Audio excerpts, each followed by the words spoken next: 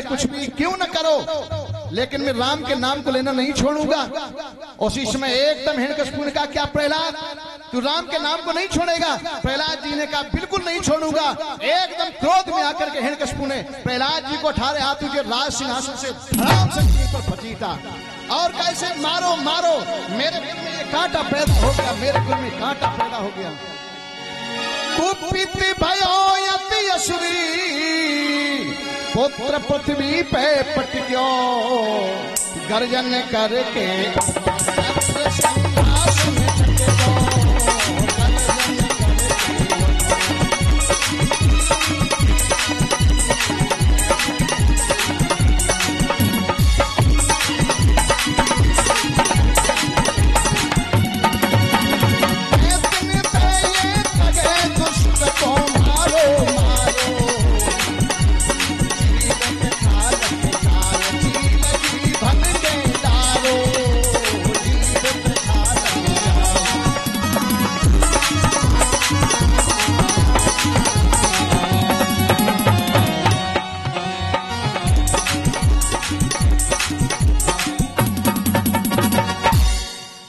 एकदम 18 हाथ ऊंचे राज सिंहासन से धड़ाम से जमीन पर फजीता और कहा, अरे इस दुष्ट को मारो, मेरे कुल में कांटा पैदा हो गया। लेकिन ये लीला एक निमेष समय में हुई है। एक निमेष समय होता है जितने समय में आंख का पलक गिरता और उठता है। जब तक आंख का पलक गिर और उठ नहीं पाया, जब तक कि प्रहलाद जी जमीन पर गिर नहीं पाए, और तब तक भगवान ने उस जमीन को रुई के समान कोमल बना दिया। प्रहलाद जी जमीन पर गिरे, मालूम पड़ा मानो मुझे रुई के पाले पर फेंक दिया। शरीर पर तनिक भी चोट नहीं आई। प्रहलाद जी को विश्वास हो गया कि वास्तव में भगवान है। और अगर भगवान ना होते तो मुझे कौन बचाता? आखिर मेरे शरीर में चोट नहीं आई तो आखिर किसने मुझे बचाया? हिरण्यकशिपु कहने लगा, इन्हें मारो मारो, प्रहलाद को मारो मारो। उसी समय प्रहलाद जी हाथ जोड़ करके खड़े हुए और कहा, पिताजी तुमने 18 हाथ ऊंचे सिंहासन से मुझे जमीन पर फजीता, कोई बहुत बड़ा दंड नहीं दिया। जाओ, मैं दंडों को बता रहा हूं, इन दंडों को दे करके तुम मुझे मार दो, लेकिन जो मेरे हृदय में प्रभु की भक्ति भरी हुई है उसे हृदय से मत निकालो। प्रहलाद जी स्वयं ही आंखों में आंसुओं को भर के और अपने मृत्यु के वे दंडों को बताने लगे, इन दंडों को दे करके तुम मुझे मार। कहा, गले तोक पेरावो, पांव बेड़ी ले भरावो पिता, गाढ़े बंधन बंधावो और खिंचावो काची खाल सो। पिताजी आप मेरे गले में तोक को डलवा दो, हाथ पैरों में हथकड़ी बेड़ियों को डलवा दो और चिमटी से मेरी खाल को खींच खींच करके अलग करो। उस समय हम फड़फड़ा करके प्राणों को छोड़ेंगे, तब संतोष को कर लेंगे। यदि इतना न कर सको तो ये करो कि बिछूले बिछावो, तापर मोई नहीं सुलावो पिता, फिर आग भी लगावो, बांध कपड़ा दुशाल सो, गिर से गिरावो, काले नाग सो दशावो पिता, मझधार में बहावो, बांध पाथर कमाल सो, बिस्ले पिलावो, तापर मूठ भी चलावो पिता, हाँ हाँ प्रीत ना छुड़ावो, नारायण प्रतिपाल सो, नारायण प्रतिपाल सो। लाल जी ने कहा, बीछियों की सेज को लगवा दो, उस पर मुझे लिटा दो, बीछी डंक मारेंगे, भीषण वेदना होगी, तब हम शरीर को छोड़ेंगे, तुम संतोष कर लेना। नांगों से डसवा दो या भारी पत्थर मेरे कमर से बांध करके और समुद्र में फेंकवा दो, मेरे मुख में पानी भरेगा, सांस भी नहीं ले पाएंगे, छटपटा करके प्राणों को छोड़ेंगे, तब संतोष कर लेना।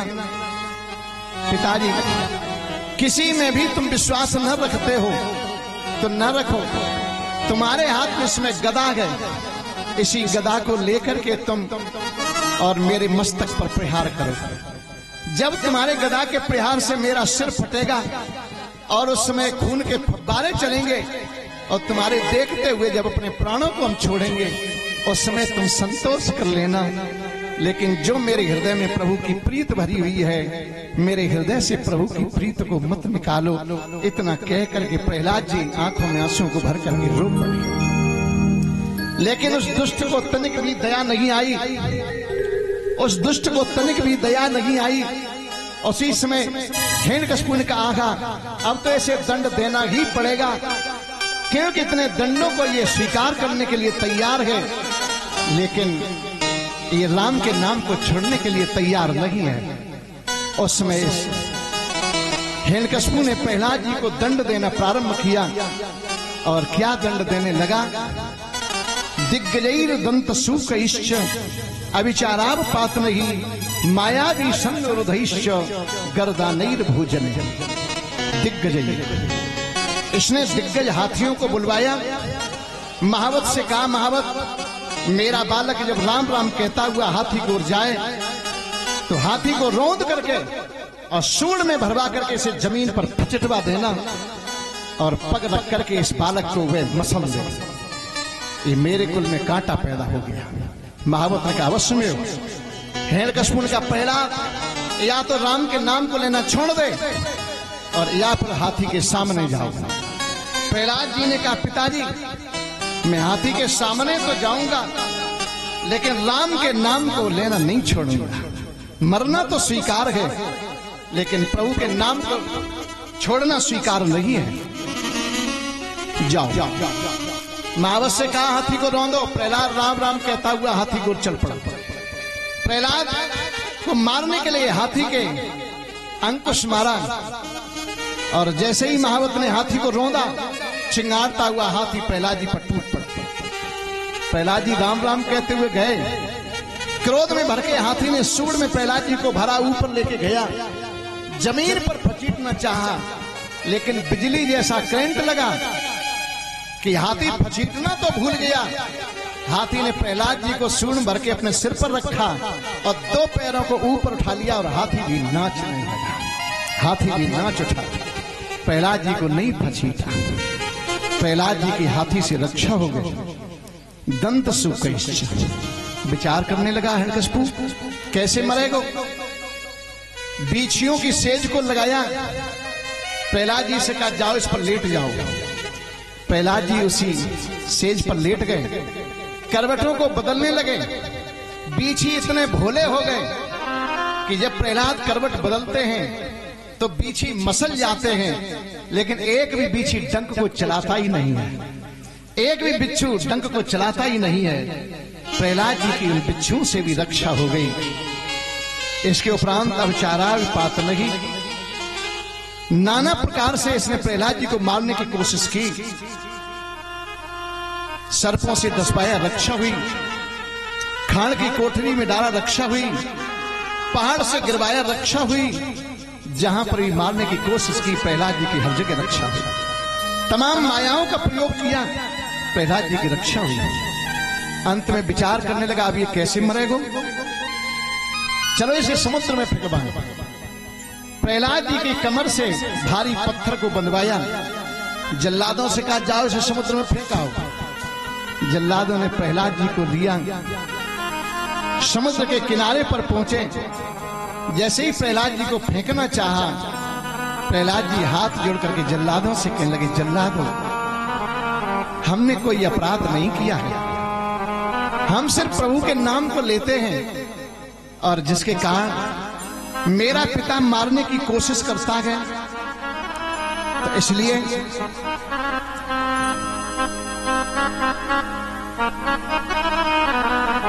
तुम ऐसा करो जल्लादो कि तुम इस समय मुझे मारिए नहीं, मुझे छोड़ दो, मुझे छोड़ दो, और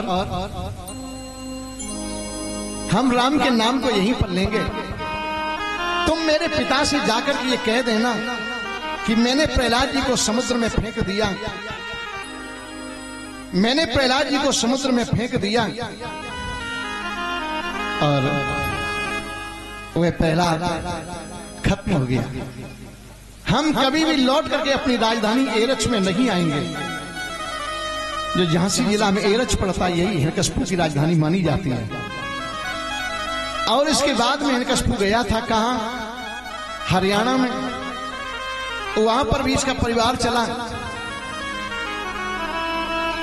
तो हरियाणा इसीलिए नाम पड़ा था कि जब इसके वंश में आगे चल करके बलि हुआ और बलि के ही वंश में जो बाणासुर हुआ था और जिसकी कन्या उषा हुई, तो जब द्वारकापुरी से भगवान श्याम सुंदर और यहां पर आए थे, तो प्रभु के आने के कारण ही और इसका नाम हुआ था हरि अयाणा। द्वारकापुरी से प्रभु आए तो इसलिए इसका नाम पहले हुआ हरि अयाणा। हरि माने हरि, अयाणा माने आए, और बाद में उसी का नाम हो गया हरियाणा। इसे उसका हरियाणा नाम हुआ। पहले इस हिरण्यकशिपु की राजधानी थी एरच और इसी एरच का ये रहने वाला था। ये हम बाद में बोल देंगे कथा के। इसके उपरांत महाराज क्या हुआ? प्रहलाद जी ने बहुत प्रार्थना की। जल्लादों ने कहा, अरे भैया, अगर कहीं इस प्रहलाद को यहां छोड़ दिया और हम आप वापस लौट के गए, किसी दिन ये लौट के आ गया, तो हिरण्यकशिपु हम आपको जीवित नहीं छोड़ेगा, हिरण्यकशिपु मार डालेगा। इसे चलो इसे समुद्र में ही फेंकें। प्रहलाद जी ने कहा, भैया जल्लादो, यद्यपि मैं राजपुत्र रहा हूं, लेकिन राजपुत्र होने पर भी हमने कभी किसी को कोई कष्ट नहीं दिया, अपनी प्रजा को कोई कष्ट नहीं दिया। हम तो सिर्फ अकेले ही भगवान के नाम को लेते हैं, जिस नाम को लेने के कारण मेरा पिता मेरा विरोध करता है और मुझे मारने की कोशिश करता है। इसे तुम मुझे यहाँ छोड़ दो। और मैं ये सत्य कह रहा हूं कि जीवन में लौट करके कभी उस एरच राजधानी में नहीं आऊंगा, लेकिन तुम मुझे छोड़ दो, मुझे मारिए नहीं। और अगर तुम मुझे मार दोगे तो जल्लादो तुम्हें मिलेगा क्या? मेरे मारने से तुम्हें क्या मिलेगा? इसलिए तुम मुझे छोड़ दो और मुझे मत मारिए। जल्लादों ने प्रहलाद जी की एक भी प्रार्थना को नहीं सुना, पर जल्लादों ने प्रहलाद जी को उठाया और लेकर के जैसे ही ऊपर उठाया कि चलो इसे फेंक दूं, तो प्रहलाद जी ने देखा इस दुनिया से प्रार्थना करें तो मेरी प्रार्थना को सुनेगा कौन? अब कोई सुनने वाला नहीं है। प्रहलाद जी को याद आई कि जैसे प्रहलाद जी की याद पांडवों को आई थी कि जब पांडव लाक्षागृह भवन में जलाए जा रहे थे, सारे यत्न करके हुए जब पराजित हो गए कि कोई यत्न काम में नहीं आया, तो धर्मराज दुष्टन ने कहा था कि भैया अब इस समय परिवारी जनों को सबको पुकार रहे हो, यहाँ कोई अब मेरी मदद नहीं करेगा, तुम मर तो रहे ही हो, तो दुनिया को क्यों पुकार रहे हो? चलो इस समय द्वारकानाथ को पुकार। अब रक्षा करेंगे तो द्वारकानाथ ही करेंगे, द्वारकानाथ के अलावा इस दुनिया में मेरा कोई नहीं रहा। अंत में जब पांडवों ने भगवान द्वारकानाथ को श्याम सुंदर को पुकारा तो पांडवों की रक्षा हुई थी। आज प्रहलाद जी विचार कर रहे, जब तुम मर ही रहे हो और कोई तुम्हारी प्रार्थना को नहीं सुन रहा है, तो प्रहलाद जी तुम इनको क्यों अब पुकार रहे हो और क्यों इनसे प्रार्थना कर रहे हो? तो चलो तुम इस समय प्रभु को ही पुकारो, अवश्य तुम्हारी रक्षा हो जाएगी। जैसे ही जल्लादों ने प्रहलाद जी को समुद्र में फेंका, उसी समय प्रहलाद जी प्रभु को पुकारने लगे, राम जी को पुकारने लगे, प्रभु मेरी रक्षा करो, इस दुनिया में कोई तुम्हारे अलावा मेरा नहीं रहा। इतने में क्या हुआ कि भगवान बैकुंठ में लक्ष्मी जी के साथ बैठे हुए थे, एकाएक एकदम बेवल होकर के भगवान श्याम सुंदर दौड़ पड़े। लक्ष्मी जी ने देखा ये कहां भागते हुए जा रहे हैं, पर नीचे को दृष्टि डाली तो क्या देखा कि प्रहलाद जी को समुद्र में फेंक दिया। लक्ष्मी जी बैकुंठ में रो पड़ी और कहने लगी, प्रभु और तेज दौड़ो और तेज दौड़ो, कहीं भक्त समुद्र में डूब न जाए, उस भक्त की जाकर के रक्षा करो, क्योंकि पुत्र के प्रति माता की विशेष ममता होती है। आज लक्ष्मी जी ने पुत्र के समान भक्त प्रहलाद को देखा, रो पड़ी, प्रभु और तेज दौड़ो। भगवान ने दौड़ते हुए आए और जल्दी से उन्होंने काले कलंके से मल्लाह का रूप धारण किया, सुंदर सी नाव का निर्माण किया समुद्र में खड़े हुए। प्रहलाद जी जैसे ही जाके गिरे तो क्या देखा है कि नाव में जाके गिर पड़े। भगवान ने जैसे ही नाव में गिरे हुए प्रहलाद जी को देखा, पर भगवान की आंखों में आंसू भर आए, भगवान रो पड़े। प्रहलाद जी के कमर से भारी पत्थर बंधा हुआ था, भगवान ने प्रहलाद जी के कमर से उस पत्थर को छोड़ करके समुद्र में डाल दिया। पर प्रहलाद जी ने नहीं जाना ये है तो है कौन, पर ये समझे कि समुद्री कोई नाविक होगा, अपनी नाव को चला रहा था, मैं इसमें आकर के गिर पड़ा, पर उसे पहचान नहीं पाया, प्रभु को पहचान नहीं पाए कि है कौन। पर प्रहलाद जी की वहां प्रभु ने रक्षा की, कमर से पत्थर छोड़ करके समुद्र में डाल दिया और नाव को उसी समय किनारे की ओर लेकर के प्रभु चल पड़े। भगवान को भी एक लहरा आ गया, उसी में आकर के भगवान अपना गायन गाते आ रहे हैं और नाव को किनारे की ओर लेकर के आ रहे, कहते जा रहे आ कौन पावे या को पाए,